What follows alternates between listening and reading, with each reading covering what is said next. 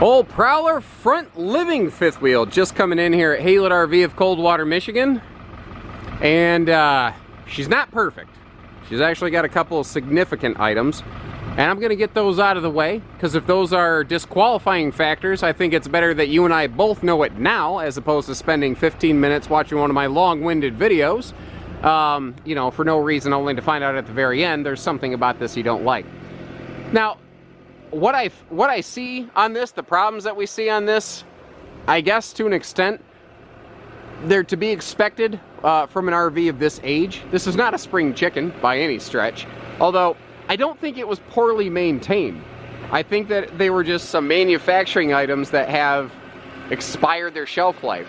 Now what I mean here is these slide floors, something Fleetwood never did a great job of, is do a heavy duty seal on the bottom of their slide floors. The idea behind their product is, well, doing it like this is less expensive, it's lightweight, it's good enough it'll last 12 to 15 years. And basically it did, so I mean that's fine. But as water washes down the sidewall, it'll wick its way under here, and a little bit of that water will get through this polypropylene woven stuff, and it's caused a little bit of soft slide flooring. That is true on both of the upper deck slide outs. You'll also see, just from going down the road, some twist and some stress and some flexing, and a little bit of delamination and a little bit of skin peel here and there. So those things are present. The roof has a couple glitches we're going to climb up there and talk about, but I can't show you those from ground level. So who's this for? Well, I'm going to call it, I don't know, a handyman special, but I think a TLC special. Or I think that if you had a good eye, and obviously the budget on this thing is going to be through the floor. You know, this is not going to be an expensive used RV purchase. But if your goal was something inexpensive, to just like leave parked somewhere that you could just occasionally visit, I think it might be all right. Because by and large, everything appears to work in it. It's just old, and it's had some rough history here and there. So let's go upstairs and get the rest of the scary stuff out of the way. And then we'll just go back to all the good news. Because there's still plenty of good news to be had on this one. She's not a dead dog. She's just been banged up. Now the batteries are dying a little bit. The lights were a little bit brighter sooner. But like I said, overall visually inside, you know, this is the type of RV that, were we not a more reputable dealership, man, could somebody slide one past you on here. If you didn't know what you're looking at or what to look for, you'd be like, hot dog, we found the diamond in the rough. And again, it's not that it's bad and that it's dead. Yeah, that's the battery. That's going to keep chiming at me, I am sorry. Anyway, it's not that it's bad and dead. It's just that it's rough. So an RV like this, what do? You need to come see it in person. You need to let us pull it up, let us plug it in, let you get a good look at it so you can form your own decisions. Now, Prowler in Montana, you know, front living fifth wheels are all the rage right now.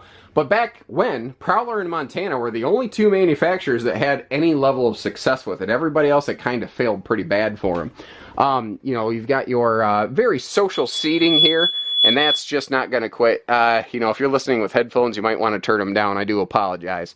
The flooring next to that, like, post area here, it's a little soft as you get close to it. The rest of everything that you can walk on is pretty solid. And I'll tell you, this thing has just a massive amount of storage to it.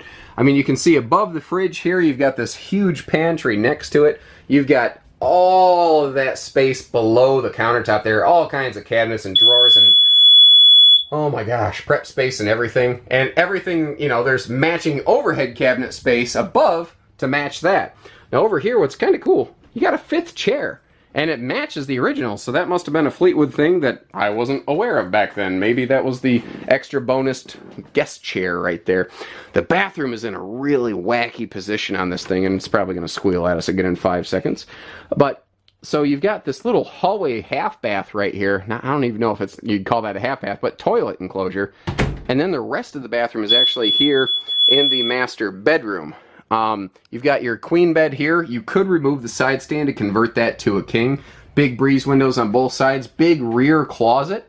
A max air vent fan above to help get you some great airflow. And this is a somewhat similar rear bedroom to what you'd see in like a 367 front living Cougar in the marketplace today.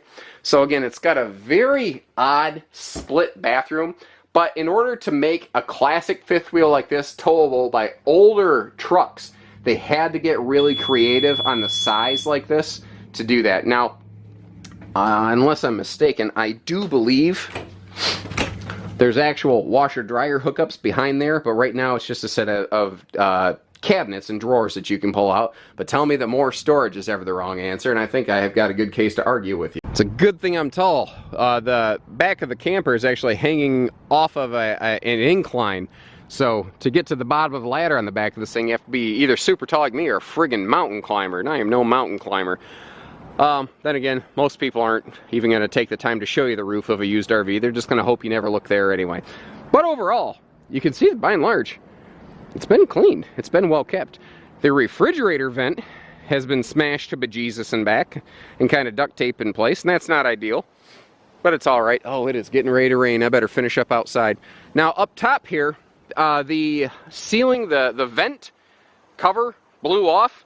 So this was the temporary fix. They put a trash bag over it, they put a trash can lid over top of it, and then they put a board on it, and then they strapped it down so this thing wouldn't be open and exposed to rain. So it's certainly not pretty, and it probably doesn't need to be left that way, but the point is it's okay as it is. So that's something else you want to be aware of. But yeah, and oh, I was just told by my consignment officer who's walking in that they're fixing that. So this is not going to be there when you take it home. Fantastic, good news.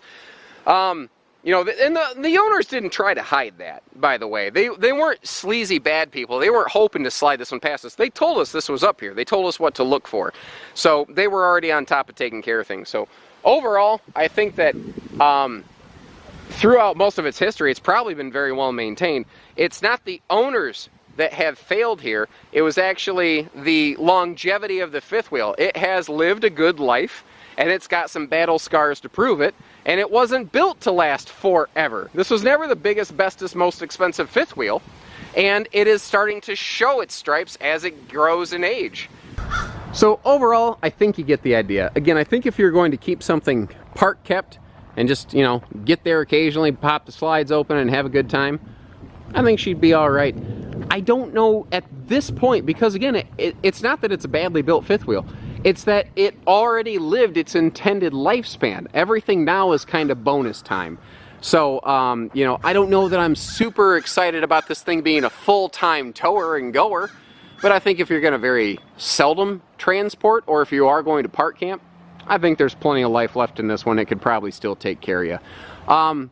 Don't hesitate to ask us questions, though. We're happy to answer some questions, and again, the biggest thing I think you should do is come see it in person and put your own eyeballs to it and form your own viewpoint. And that was Lightning Flash, and I'm going to wrap this up. So take care, stay safe, have fun, and happy camping, everyone.